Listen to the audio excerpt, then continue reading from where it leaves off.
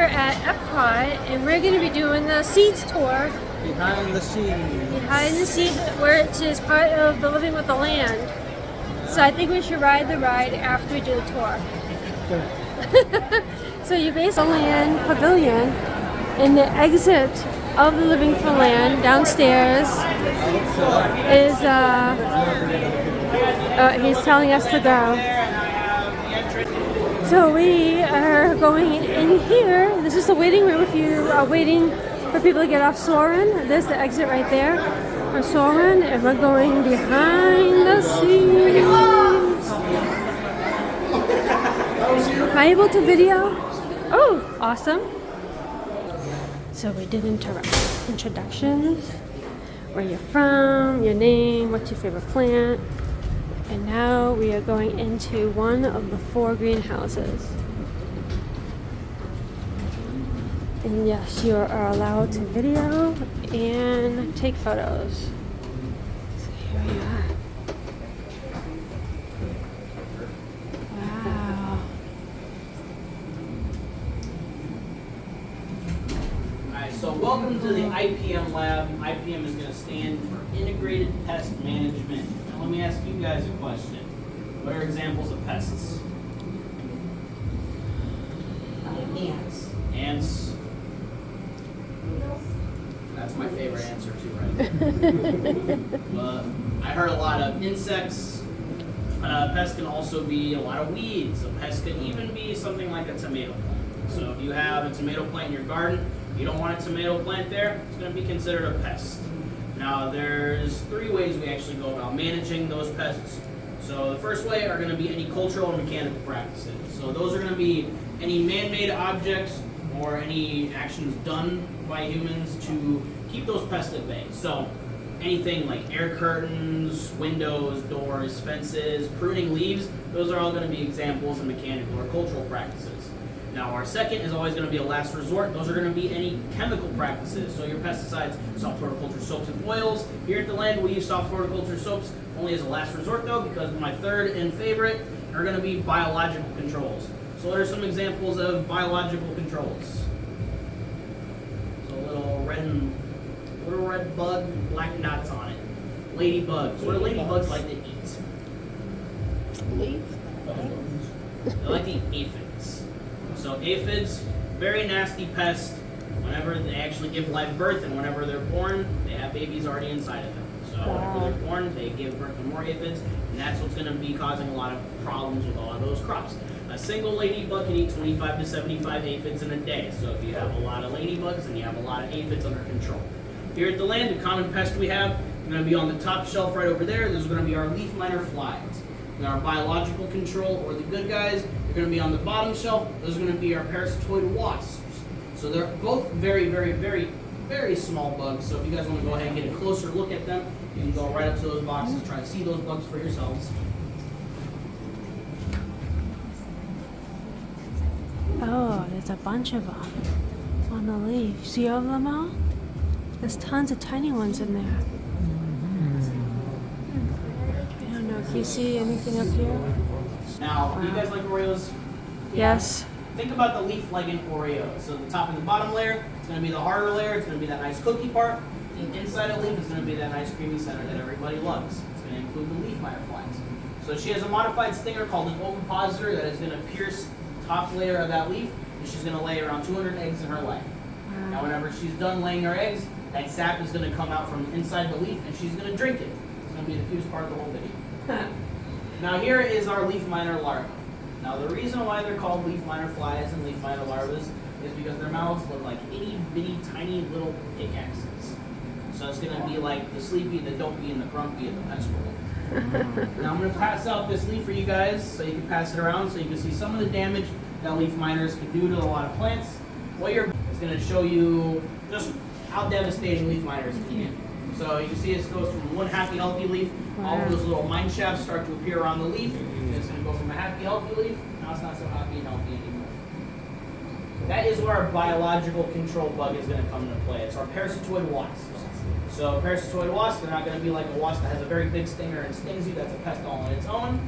These guys have very, very small stingers that are only going to lay eggs inside of the leaf miner larvae. take their antenna and kind of like look at the surface of the leaf, looking for that larva, and then they're going to sting the larva and lay an egg inside of it. Now, whenever they lay that egg, they're going to secrete a pheromone that's going to let other parasitoid wasps know that there's already an egg inside of it, so not to lay another egg in. Wow. Now, whenever a leaf miner larva is ready to pupate, they will dig their way out of the leaf and then fall onto the ground and begin to harden and begin to pupate. Whenever an insect pupates, their insides begin to liquefy, so they can turn into a completely different bug. That is when the parasitoid wasp is going to hatch. It's going to drink all of that liquid like a bug smoothie, and then what comes out of that cocoon is not going to be a leaf miner fly. It's instead going to be an adult parasitoid wasp. Wow. Just to kind of give you an idea of where they are. They gave us hearing things. Remember on the boat ride, that room that was behind that glass window in the last greenhouse, with all of the test tubes spinning, all of the cool futuristic technology? That's going to be what we go look at next. Yay! Oh yes, we're gonna go into the lab section with all the test tubes and stuff. I think that's what he said we're gonna be doing. We're going to be going through the land ride backwards, the reverse way. So you guys can go ahead and step down, take a look inside. Now this is going to be our biotechnology lab. This is going to be where we make all of our Mickey Mini gardens. So about every day around 10 o'clock we have a new selection of plants for you guys to purchase, ranging anywhere from passion fruit to redwood trees to coleus, even my favorite Venus flytraps. I have one, his name is Victor, and he brings me a lot of joy in my life. So if you'd like to experience the same amount of joy I have, you guys can get your own Mickey Mini gardens any other day. We open around 10:15, and we'll have a different selection of plants for you guys to choose from. Wow. Now, how we actually go about growing the plants inside those jars, there's a gel at the bottom of that jar called agar, which is a seaweed-based solution. It's going to provide all of the necessary nutrients and water for that plant to grow. All of the lights you see in there are going to stimulate the plant's growth. So the red light is going to promote root health. The blue light is going to promote shoot health. They're going to absorb white light and reflect green light. So that's why a lot of plants are green. Now, up on the TV screen right up there, you can see that this is the process we actually go about making them. So we take cuttings from parent plants, and we will take several different cuttings, put it in the jar, let it sit in that gel, and then give it all of that light, give it all of the necessary nutrients and moisture from the gel itself, and then they will take roots. Plants can actually grow from a single cell. So that's going to be called total potency. That's their total potential to be able to grow from a singular cell. So we have also... Now touching the sand. Ooh, this is a greenhouse.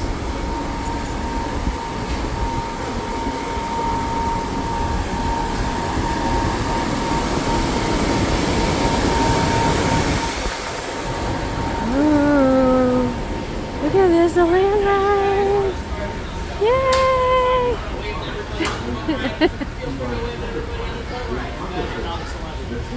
Everything in the greenhouse is going to be grown hydroponically. What are hydroponics, you may ask? I'm glad you asked that question. I'll get to that in a little bit. Now, plants are going to need 5 main things to actually grow. So I like to use an acronym called LONG to actually help me remember what those 5 things are. So what does the L stand for? What does the sun give us? Light. Light. What does the A stand for? Air. What is the W? Water. N. Nutrients. Nutrients. And then the S. Solar. What do plants normally grow in? Sun. Perfect. Soil. Thank you. Take everything you know about plants, throw it away, because hydroponics is growing the act of growing plants in soilless medias. Because if you look over here, these squash, they're very healthy, but do you see them growing in any soil? No. No, the S is going to stand for something a lot of humans need also. That's going to be support. Support. So that metal rod right there is going to be their support. If I took that metal rod away, didn't give them that support, that squash would be on the ground, someone would accidentally step on it, and then it'd be squished.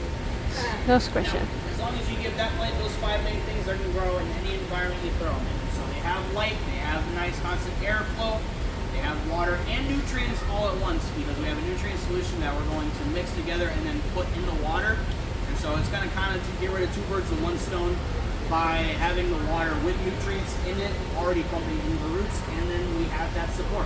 So as long as you give them those 5 things, they can grow in any environment you put them in. Now the only system in the greenhouse that we don't have a nutrient solution is is going to be our aquaponics over on the other side of the canal. Now that's going to be a nice mutualistic relationship between the fish and the plants. So the fish, we're going to feed the fish, and then what are the fish going to do? Poop. Yeah, they're going to poop. And then all that nitrogen is going to feed the flowers. So the flowers are going to get fed, and then they're going to clean the water for the fish. So that's going to be a nice mutualistic relationship between the two of them. Is the fish are going to get nice clean water, and the flowers are going to get fed from the fish directly.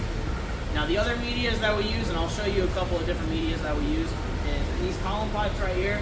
The media that we hold the roots in a place is going to be called rock wool, which is a volcanic rock that's spun very quickly like cotton candy. And then over here in these vertebro systems, those pods are made out of expanded polystyrene. And the media we use in there is going to be called perlite, which is volcanic rock that's popped. Like Wow, volcanic rock. now, do you guys have any questions so far? Now, this greenhouse is going to be what we commonly refer to as a creative greenhouse. This is going to be where our creative freedom really shines. Depending on the festival going on in Epcot is going to depend on what we grow in here. So what's going on in Epcot right now?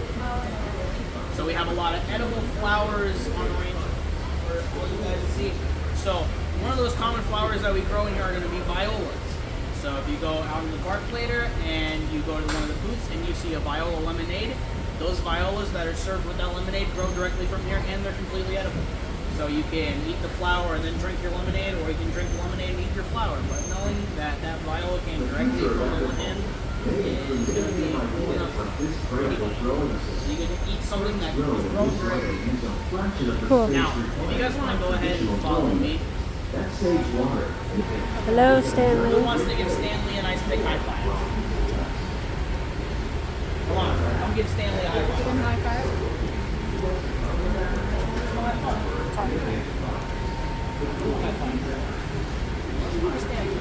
Oh, I broke it off. Why didn't he close up? I don't know.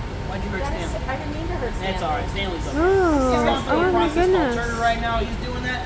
All the water in his leaves, he's bringing them into his roots and stems. He's going to protect himself. So everybody, That is so come on beautiful. over and give Stanley a high five. Oh my We gosh. call it shy point. Look at that. I want That to is so touch. cool. Stanley's I need going to to do this for touch. a number of reasons. So Oh, if a cow comes up and Stanley. wants to eat Stanley, Oh my he's going to goodness. pull his sleeve up and he's going to protect himself. Now Stanley, Wow. he's also going to want all the water from a rainstorm directly to himself. A lot of leaves, they're going to hold all of that rainwater. However, Wow. Stanley wants all the water that could be in that leaf in his roots. So you got a raindrop that comes down, the drop on Stanley, he closes up, all that water is going to go straight to his roots. Now, Wow. hurricanes, tornadoes, very high gust of wind, like to rip up trees out of the ground, uproot them. Stanley doesn't want to be uprooted. So who thinks they can give me hurricane force winds? Blow on Stanley. Go ahead. I need 75 mile per hour gust of wind. Yeah, for the challenge. Oh, yeah, you can.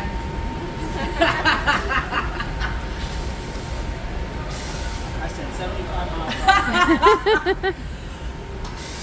Alright, Oh, my gosh. we try. Alright, now let's say Hurricane Andy's coming to town. I want to get rid of Stanley, so I'm going to try to blow on him. So, 75 mile per hour gust of wind.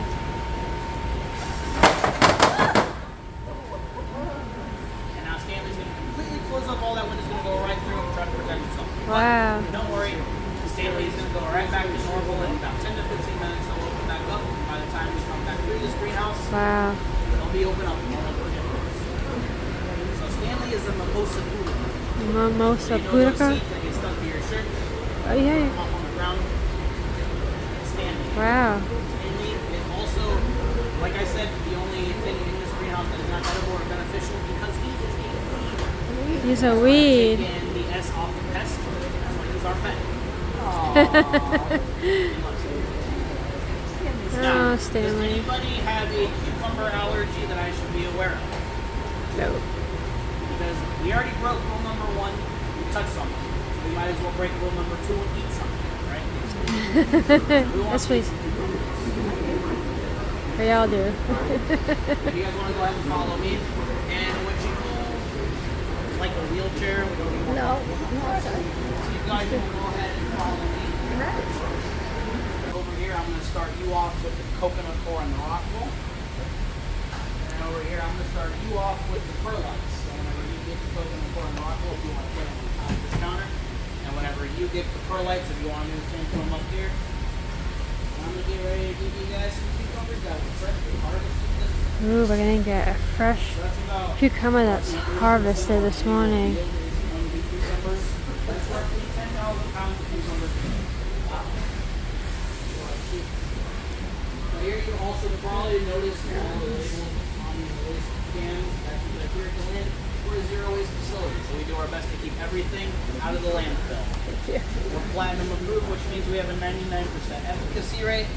The plaque is right over there. We're very proud of it. We're hoping to get the rest of the property zero waste by 2030.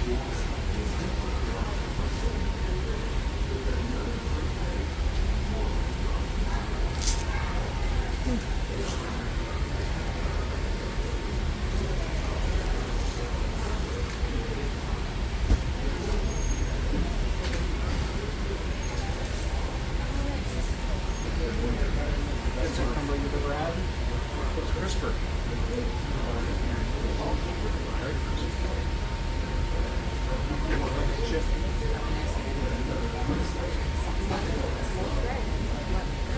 Thank you. There you go. It is, guys.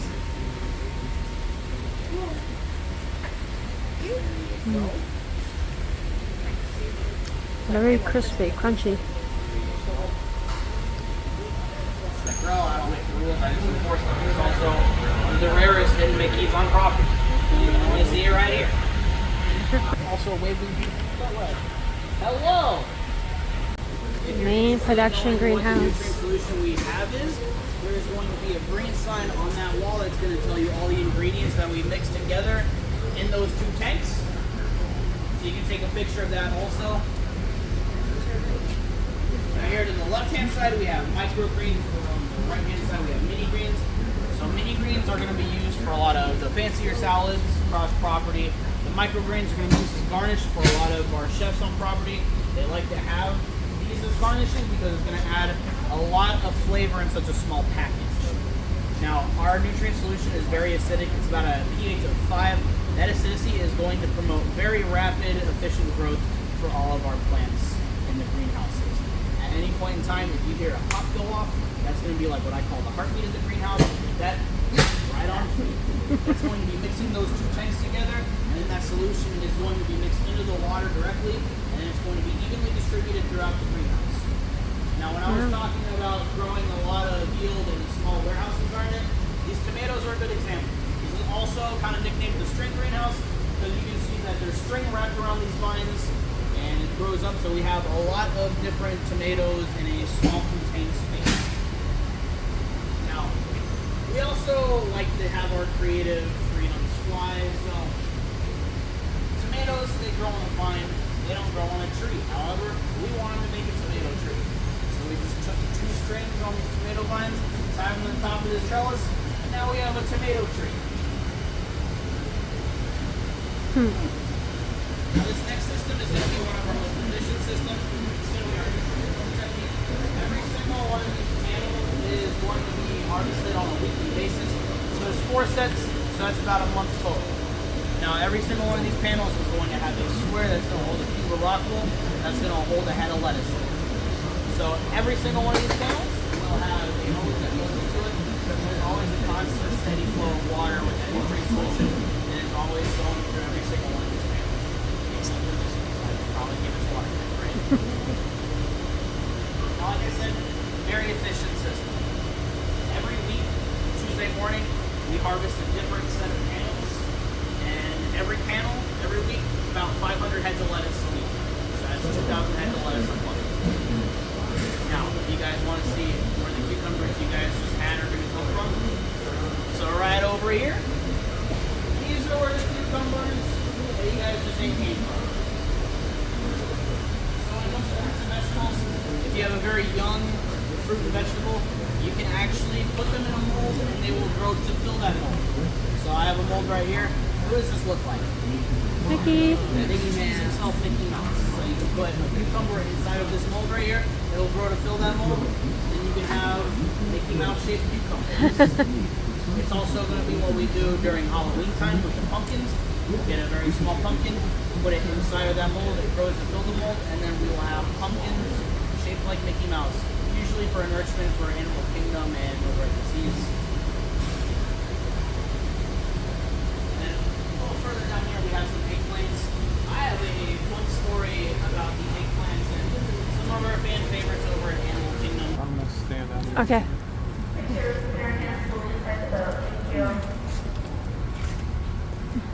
We're not allowed to touch the sand. Alright, so once upon a time, we had eggplants and there was an aphid infestation on those eggplants. So we obviously can't send those out to the restaurants. So we sent them over to Animal Kingdom. The gorillas ate them instead.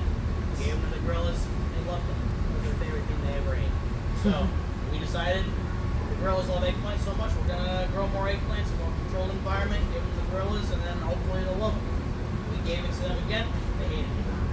Want nothing to do with eggplants. Those aphids were like their microgreen, kind of a nice pop of flavor in such a small package. So instead of composting anything or wasting any crops that we have because of any pests, we're just gonna send them to the animals instead because they'll appreciate it more than the people will. And that helps with our zero waste initiative because now we don't have to worry about wasting any crops or any food.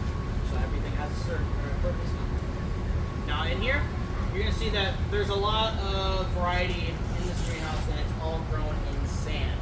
Now the sand can be anywhere from 2 to 5 feet deep, and you know sand doesn't retain water very well; it just kind of sits at the surface. So these roots can be anywhere from 2 to 5 feet deep. So how are we going to get the water down to those roots? We have a drip irrigation system that is actually going to run water directly to the roots. So these 2 ducts, they shine in front of different crops, in front of their roots. So depending on the crop is going to depend on the amount of water they get, the amount of nutrients they get. So something like the fig trees, the coffee trees, umbrella trees are going to be on a completely different system than something like the ice and beans or the rice or the cotton. So just depending on the species, we don't want to overwater and over nutrient those plants. So that's how we actually monitor what is getting what. So we have a couple of different varieties. So we have fig trees, we have some Casa bananas, we have some hollyhock flowers. Over on the other side, we have sunflowers for my sunflower fan. Fun fact about sunflowers, greenhouse environment, as you know, sunflowers, they'll face the direction of the sun. And over the course of the day, they'll look at the sun. When you put them in a greenhouse, they have no idea where the sun is. So we have sunflowers that are just looking all over the place. We got one sunflower looking here, one sunflower looking there. So it's very fun and exciting to look at. Now, who does not like jalapenos because they're too spicy? Yeah, so jalapenos on a Scoville unit, they have about 500 units. Got Carolina Reapers right over there. How hot do you think Carolina Reapers are? 1 million. 1 million. So if you think that jalapenos are too spicy, please do not eat Carolina Reapers. That would be a very bad thing. Now, fruits and vegetables, they need to be pollinated in order to grow. But do you see any bees and butterflies in the greenhouse? So we are the bees and butterflies. We're going to be the pollinators. So depending on the flower is going to depend on how it gets pollinated. Some flowers have the male and the female parts in one flower, so they'll self-pollinate. Other flowers are going to rely on wind pollination. So we have tiny little leaf blowers that will actually go around those flowers, blow into the flower, and pollinate it like that. Now, something that needs added assistance from a bee or a butterfly, there's going to be 2 types of flowers. So one is a male flower and one is a female flower. So over there by the winter melons, there are some flowers that are right next to each other. A very good example to show you guys. So if you want to go ahead and uproot yourselves and follow me.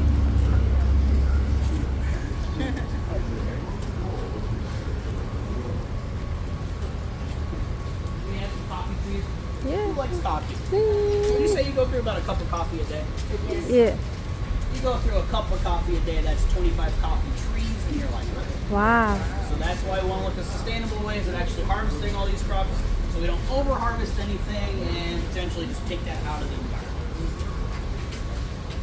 Now over here, these are our winter melons. The winter melons, they're going to be like a watermelon, they're on the ground. However, you can see them hanging up. You see the nylon rope humongous. attached to it? What is that providing that winter melon? Support. Support, absolutely. That's because winter melons can get to 80 to 100 pounds. Wow. They're very heavy.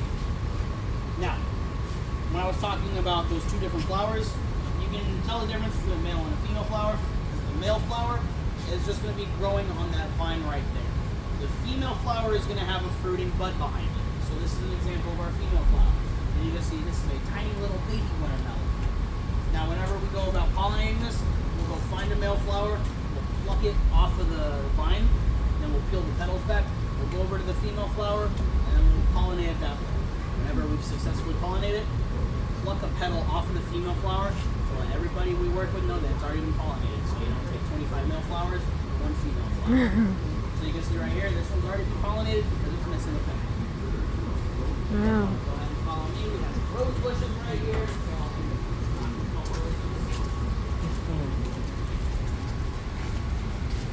Female and male.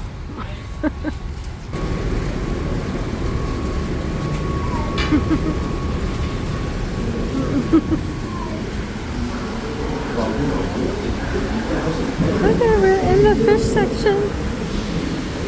Oh my goodness, this is so cool.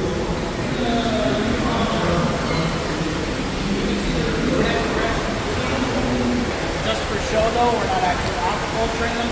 Our freshwater shrimp are caught. Now as you can see, freshwater shrimp is very big. What would we like to do instead? Just the crabs. Harry is very big. Harry is also very big. There's Oreo, which is why we do not have, if we were in the aquaculture shrimp, we have hundreds of them inside the tank, but we only have a couple of them to kind of demonstrate aquaculture. Harry is a very, very large shrimp. He has apple area inside.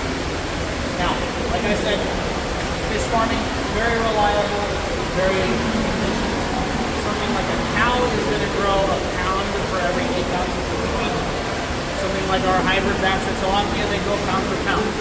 Now our hybrid bass are bred between white bass and striped bass. Our white bass are going to promote large growth, the striped bass are going to promote quick growth. Now we have a fish that grows very large, very quickly. Now fish farming, aquaculture is very important because we want to look at sustainable ways that actually are serving all of that food. Now with Disney Conservation Fund, Disney in general, we actually practice what we preach, and everything at the restaurant is going to be sustainably sourced one way or the other, and that's going to include the fish. Now, for example, say I had to feed everybody at Epcot salmon, and I needed to get you all salmon today. So I go all the way over to Alaska, go to the rivers and streams, take all the salmon out. That's a problem because now what are the bears going to eat? So that's why fish farming, aquaculture, very important. So how do we know that all of the seafood that we're getting is sustainably sourced? We let Monterey Bay Aquarium over in California do open heavy lifting for us. So Monterey Bay Aquarium on their website, they have something called Seafood Watch. So you can go on their website, actually look before you buy anything from us. Marketplace, grocery store, see if that seafood is sustainably caught or not. Because you want to be able to contribute to the good practices instead of contributing somewhere that is just going out into the ocean, over harvesting everything, taking all of those populations of fish out, and it's going to have devastating effects on the ecosystem later on.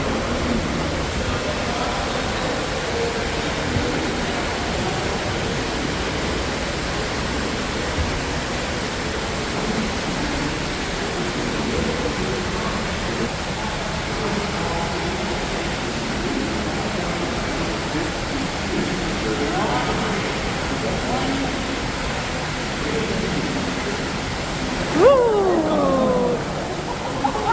Killer fish. Piranhas.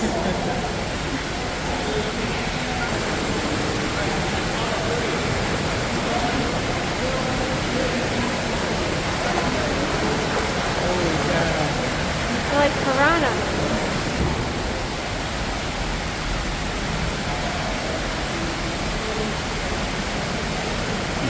Fifi.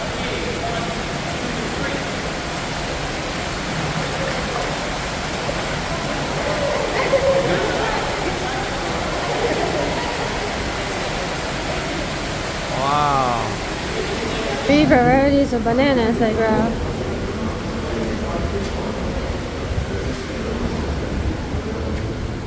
Wow.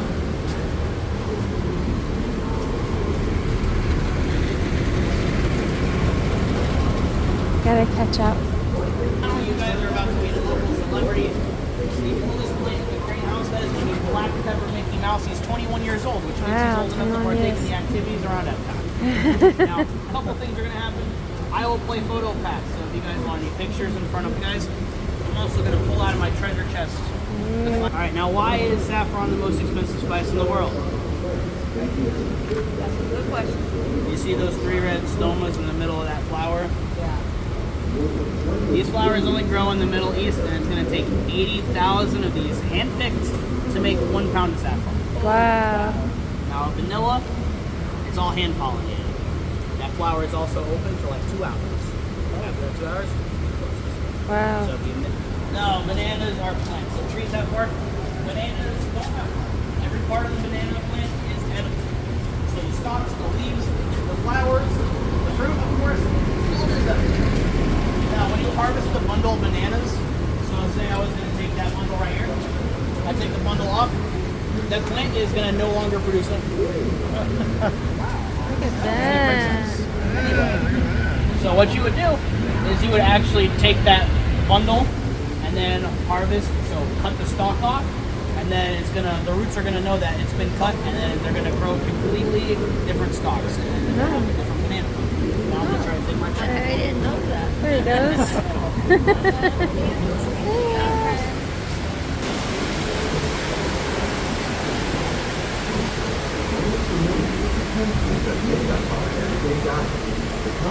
Do you guys feed the manatees the lettuce that we grow here? So they get a lot of lettuce. Yeah, that's what I was Little, wondering. little Joe, they can eat 70 heads of lettuce a day. We don't have You have enough. enough yield to support their diet. Okay.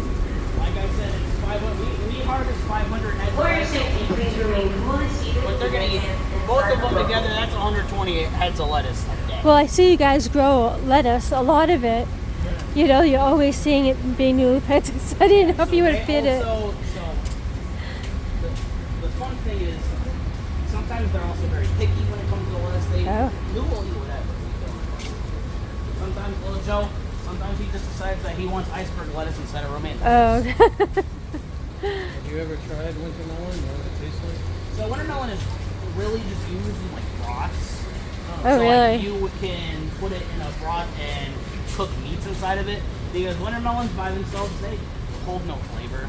Okay. They're just very bland. So if you put like a meat inside cooking with it, then it'll taste to that flavor. So that's primarily what winter melons They're huge. will be used in. So it's like tofu? Oh yeah, that's a good analogy. Yeah. Alright, now on the right hand side, you guys can put your hands right next to these cooling pads. So cooling pads are just going to be corrugated cardboard that's filled with water. There's going to be fans on the opposite side. They're going to take all of that disgusting Florida air, cool all the air off, and then the fans on the other side of the greenhouse are going to catch all of that air, try to evenly distribute a nice cool amount of air. Oh wow. We are in summer 2 right now. Coming up in the middle of July is going to be summer 3. We're digging. It would be like on our radars. There's Stanley. Like, try to help it find its way out. But it's not going to be in like all hands on deck sort of thing. You can also see we have lots of pictures. Behind the scenes.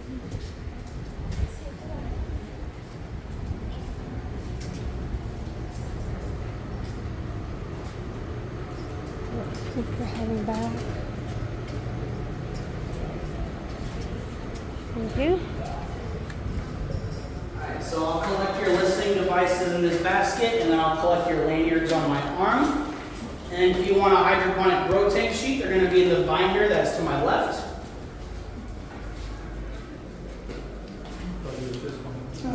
I mean, you want you to? Makes me feel nice. The first time you ever got. Wow. In order to leave the room, everybody has to give me a fist bump now.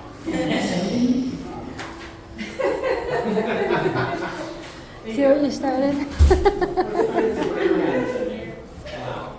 It's because this is the cool group.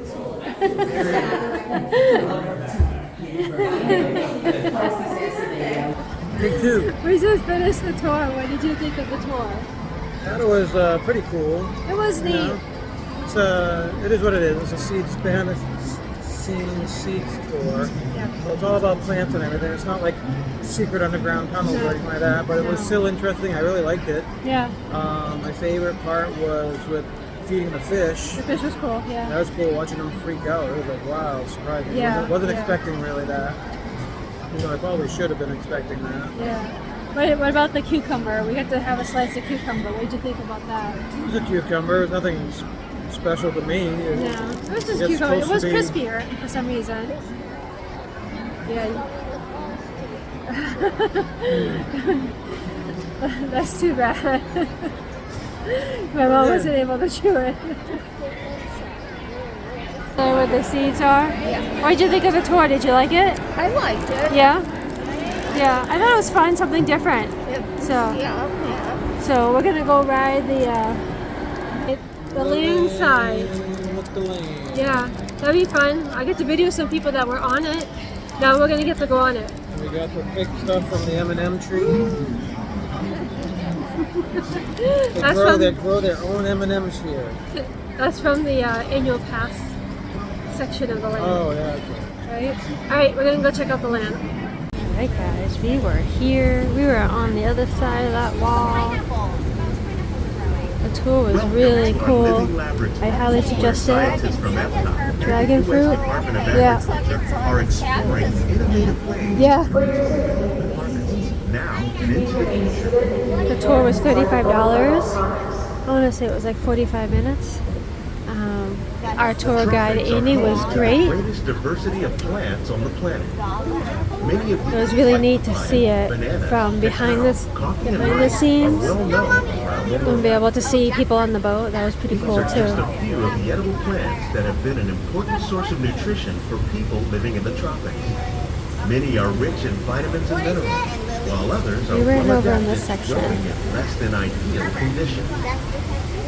I want this in my Some, backyard. like the water lily, thrive in wet, swampy areas and waterways. All parts of this plant, even the flower petal, are Dragon edible. fruit. The starchy root of the plant has long been used to make flour for They baking. said that they have 3 different types of bananas growing in here. One day, many of these lesser-known tropical plants may be as important as the bananas growing on both sides of the boat. Ooh, we're going into the fish room, aquaculture room. When we mention farming, you probably don't think of fish. We got to feed some of these fish. Or aquaculture accounts for nearly half of all the seafood you consume globally.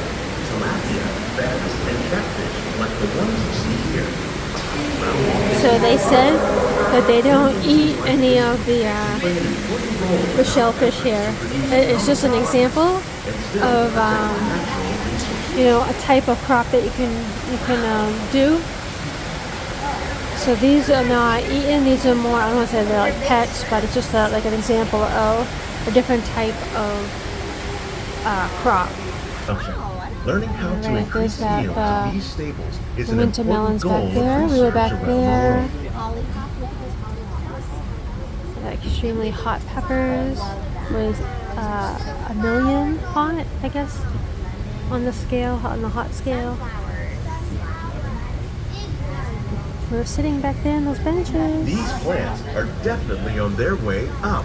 Innovative growing techniques like these increase yields, while There's more the efficiently eggplant using resources that like they water, fed to the gorillas. fertilizer, The and gorillas pesticides. love them. Another innovation at work here is our integrated pest management Cucumbers, we program. had one of By these populating our cucumbers, greenhouses with which is beneficial pretty insects cool. that prey on harmful pests. The little tubes on the ends, that is a constant stream of water. Throughout those whole things, all the time there is water being pumped in there.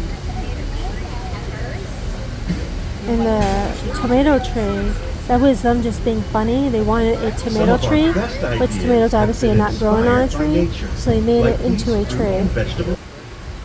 Back here, this is where we ate the cucumber, and he did the cucumber back there. There's a little sink back there. All the recycling, different recyclings you can do. Bins were back there. more while using less. They're trying to figure out how And to on grow that, plants Epcot out in scientists space. are working with the So U.S. instead of the Department of astronauts Agriculture on a eating number of freeze-dried innovative projects. The goal of vegetables, these they're efforts trying to is figure out produce how to do higher it so they yielding can and actually better have real quality vegetables plants. out there. So they're just playing with it and trying to see what they can come up with. Until the boat comes to a complete stop.